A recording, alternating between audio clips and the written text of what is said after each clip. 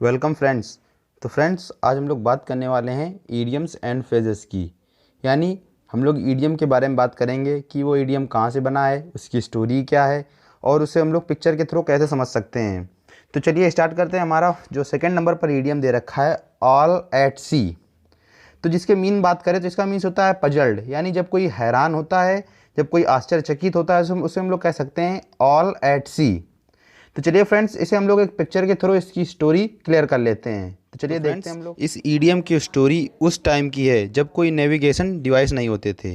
यानी जब भी कोई नाव जल यात्रा पर जाती थी और वो नाव किसी दृश्य के या फिर कह सकते हैं ज़मीन के दृश्य के बाहर हो जाती थी, यानी वहाँ से देखने पर कोई दूर दूर तक ज़मीन का, लैंड का कोई पीस भी नहीं दिखाई देता था, तो हम लोग कह सकते हैं वो जो नाव होती थी वो कहीं ना कहीं वो खोने के डर से या फिर कह सकते हैं वो नाव हमेशा खोने के डर में बनी रहती थी। तो फ्रेंड्स इस ईडियम का भी ओरिजिन यहीं से हुआ है। यानी जब भी कोई नाव जल यात्रा पर जाती थी और उसे दूर दूर तक देखने पर वहाँ से कोई लैंड का हिस्सा नहीं दिखाई देता था, तो लोग हैरान हो जाते थे और उनके पास डर बना रहता था कि जो उनकी नाव है कहीं ना कहीं खो जाएगी। वो लोग क्या हो जाते थे, पजल्ड हो जाते थे। तो इस ईडियम का भी ओरिजिन यहीं से बना है। यानी ऑल एट सी, यानी सभी क्या है, समुद्र पर हैं तो कहीं ना कहीं वो क्या है, हैरान है, पजल्ड हैं। तो इस ईडियम का भी ओरिजिन यहीं से बना है। तो आई होप आपको समझ में आ गया होगा। तो चलिए हम लोग अपने नेक्स्ट दे रखा है एनफ रोप।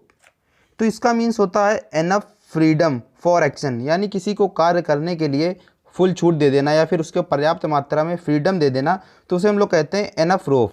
तो चलिए फ्रेंड इसे भी हम लोग एक पिक्चर के थ्रू समझ लेते हैं। अगर इस ईडियम के फुल वर्जन की बात करें, यानी इस ईडियम का फुल वर्जन था, या ईडियम फुल वर्जन कितने में था, तो इसका फुल वर्जन था to give once enough rope to hang oneself. यानी किसी को हैंग करने के लिए या फिर खुद को हैंग करने के लिए किसी को पर्याप्त मात्रा में रोप दे देना, रस्सी दे देना, तो उसे हम लोग कह सकते हैं एनफ रोप।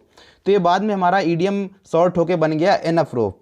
तो फ्रेंड्स अगर इस ईडियम की ओरिजिन की बात करें तो ये पास्ट टाइम में जानवरों को टाई करने से रिलेटेड है। यानी किसी जानवर को जब रस्सी से बांधा जाता था तो उसे एनफ रोप, यानी उसे पर्याप्त मात्रा में उस रस्सी से बांधा जाता था, यानी वो अपने चारों ओर वहाँ पर टहल के क्या कर सके, अपने आप को वहाँ पर अपना जो चारा है वहाँ पर चर सके। तो इस ईडियम का भी ओरिजिन यहीं से बना था। तो आई होप आपको समझ में आ गया होगा। यानी एनफ रोप, किसी को पर्याप्त मात्रा में रोप दे देना, यानी रस्सी दे देना, जिससे वो क्या कर सके, उस अपने कार्य को पूर्ण स्वतंत्रता से या फिर कह सकते हैं पूर्ण फ्रीडम से उस कार्य को कर सके। तो आई होप आपको समझ में आ गया होगा। यानी एनफ रोप जिसका मीन्स क्या हो जाएगा, to give freedom for action. तो आई होप आपको समझ में आ गया होगा। तो चलिए हम लोग अपने नेक्स्ट ईडियम की ओर चलते हैं, स्वीपिंग स्टेटमेंट, जिसका मीन्स होता है थॉटलेस स्टेटमेंट। यानी जो विचारहीन स्टेटमेंट होती है उसे हम लोग कह सकते हैं स्वीपिंग स्टेटमेंट्स। और इसमें आप लोगों को पास एक और ऑप्शन आ सकता है, यानी इसका मीन्स एक और ऑप्शन आता है जो होता है जनरलाइज्ड स्टेटमेंट। यानी ऐसी स्टेटमेंट जो कहीं पर भी, यानी सामान्य रूप से कहीं पर भी आसानी से लग जाए, उसे हम लोग कह सकते हैं, या फिर कह सकते हैं जो हर जगह पर फिट हो जाए, जनरलाइज्ड स्टेटमेंट, उसे हम लोग कह सकते हैं स्वीपिंग स्टेटमेंट। तो आई होप आपको इसका मीनिंग समझ में आ गया होगा। तो फ्रेंड्स हम लोग इसको, इस ईडियम को, इसके मीनिंग को इसी ईडियम के थ्रू समझ सकते हैं। यानी स्वीपिंग का मीन्स कहीं ना कहीं किसी चीज़ को मिटा देने से होता है, किसी चीज़ को साफ करने से होता है। और स्टेट मीन्स यानी किसी बयान को साफ कर देना, उस जगह से मिटा देना, तो उसे हम लोग क्या कहते हैं, स्वीपिंग स्टेटमेंट। तो इस ईडियम का मीनिंग आप लोग से यहीं से क्लियर होगा। यानी कोई जो स्टेटमेंट है उसे हम लोग कहीं ना कहीं स्वीप कर रहे हैं, कहीं ना कहीं उसे इरेज कर रहे हैं, तो कहीं ना कहीं जो बयान होगा कहीं ना कहीं कैसा होगा, विचारहीन होगा, जनरलाइज्ड होगा।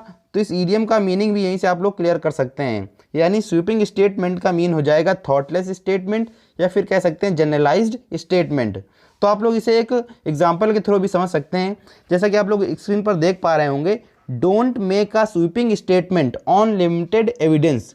यानी लिमिटेड या फिर कह सकते हैं जो पर्याप्त एविडेंस है, गवाह हैं, उन पर आप क्या ना करें, स्वीपिंग स्टेटमेंट ना करें। यानी उस पर आप बहुत ज़्यादा व्यापक बयान ना दें, विचारहीन बयान ना दें। आपके पास जो लिमिटेड एविडेंस है उनमें क्या करें, स्वीपिंग स्टेटमेंट ना दें। यानी आप उस पर क्या ना करें, उस पर आप थॉटलेस स्टेटमेंट ना दें, जनरलाइज स्टेटमेंट ना दें। तो आई होप आपके समझ में आ गया होगा। तो इस प्रकार फ्रेंड्स हमारे तीनों इडियम्स समाप्त होते हैं। तो फ्रेंड्स अगर आपको वीडियो पसंद आया हो तो प्लीज़ दोस्तों में शेयर जरूर करना और हमारे चैनल को सब्सक्राइब भी करना। तो चलिए दोस्तों, जय हिंद, जय भारत।